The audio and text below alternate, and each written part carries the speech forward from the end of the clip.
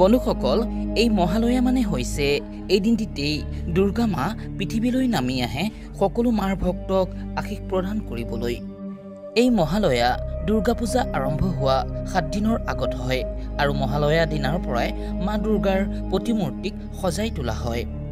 সেয়েহে বন্ধু-বান্ধৱীসকল, আজি কথা পাতিম এই মহালয়াৰ দিনটিত কৰা এনে এক সহজ উপায়ৰ সম্বন্ধে। যদিহে আপোনালোকে সম্পূৰ্ণ বিশ্বাস আৰু নিষ্ঠাৰ সহকাৰে এই উপায়টি কৰি চাব পাৰে, তেন্তে নিশ্চিতভাৱে আপোনালোকে ইয়াৰ শুভ ফল লাভ কৰিব। সেয়েহে বন্ধু-বান্ধৱীসকল, জানো আহক ইয়াৰ সম্বন্ধে। বন্ধুসকল, অপৰাজিতা গছ ঘৰত থাকিলে কিমান মংগল হয় হয়তো এই কথা সকলোৱে জানে। এই অপৰাজিতা গছ ঘৰত থাকিলে ঘৰৰ পৰা বাস্তুদোষ দূৰ হয় আৰু সেই ঘৰত সুখ সমৃদ্ধিয়ে বিৰাজ কৰে। লগতে এই অপৰাজিতাৰ আছে অধিক অলৌকিক গুণ। এই অপৰাজিতা হৈছে ভগৱান বিষ্ণু ও মা লক্ষ্মীৰ অত্যন্ত প্ৰিয়। সেয়েহে এই পবিত্ৰ মহালয়াৰ দিনটিত এই অপৰাজিতা ফুল দি কৰক ভগৱান বিষ্ণু ও মা লক্ষ্মীৰ পূজা। ভগৱান বিষ্ণু ও মা লক্ষ্মীৰ অশেষ কৃপা লাভ কৰিব, 2 হাত ভৰি আশীৰ্বাদ দিব। ফলত ভাগ্যত পৰিৱৰ্তন ঘটাত অলপো সময় নালাগিব।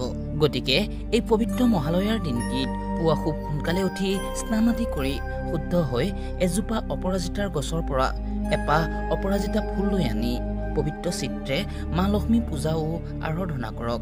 আৰু পূজাৰ শেষত এই ফুলপাহ আপুনি যিকোনো ৰূপৰ পাত্ৰ, তামৰ পাত্ৰ নাইবা যিকোনো এটি শুদ্ধ পাত্ৰত ভৰাই আপোনাৰ চন্দুক বা টকা পইচা ৰখাৰ আলমাৰীত আপুনি নি ৰাখি থৈ দিব। ইয়াৰ ফলত অৰ্থৰ দিশত থকা বাধা দূৰ হ'ব আৰু অৰ্থৰ ক্ষেত্ৰত থকা যিকোনো সমস্যা বা চিন্তা আপোনাৰ অন্ত পৰিব। গতিকে যি অৰ্থ সমস্যাৰ সন্মুখীন, তেওঁৰ বাবে এই অপৰাজিতা হৈছে আশীৰ্বাদ স্বৰূপ। সেয়েহে এই পবিত্ৰ মহালয়াৰ দিনটিত এপাহ অপৰাজিতা ফুলেৰে দি কৰি চাওক এই এটি সহজ সৰল উপায়। নিশ্চিতভাৱে আপোনালোকে ইয়াৰ শুভ ফল লাভ কৰিব। কিন্তু আপোনালোকে এই উপায়টি সম্পূৰ্ণ ভক্তি ও নিষ্ঠাৰ সহিত লগতে সম্পূৰ্ণ বিশ্বাস ৰাখি কৰিব লাগিব। তেতিয়াহে আপোনালোকে ইয়াৰ শুভ ফল লাভ কৰিবলৈ সক্ষম হ'ব।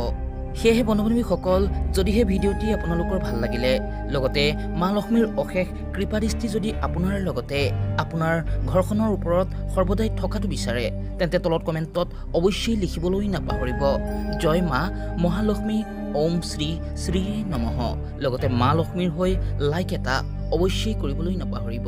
ধন্যবাদ।